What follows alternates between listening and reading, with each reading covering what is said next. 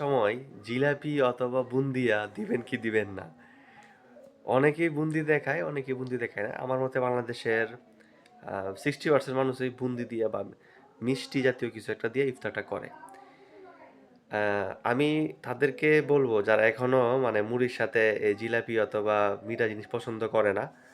ভাই আমি একসময় জিলাপি ছাড়া খাইছি।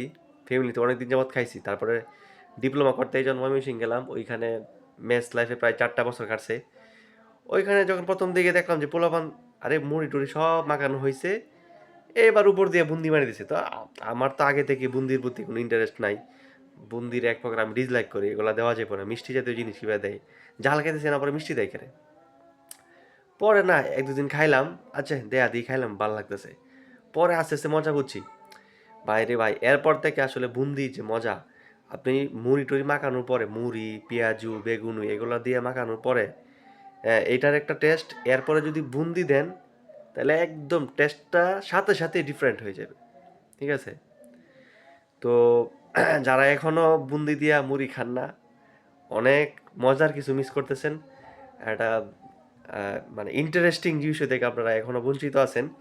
এটা যে কি লেভেলের মজা আমি বুঝাইতে পারব না। ঠিক আছে?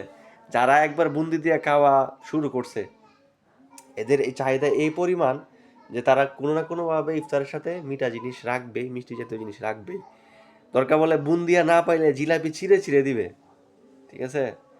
এজন্য তাদেরকে বলবো যারা এটা দেখলে মানে আপনারা এক প্রকার নাট ছিটকান বা এটাকে ডিসলাইক করেন, ভাই ডিসলাইক করার দরকার নাই। যারা খাইতেছে এরা খুব ভালোবাসে।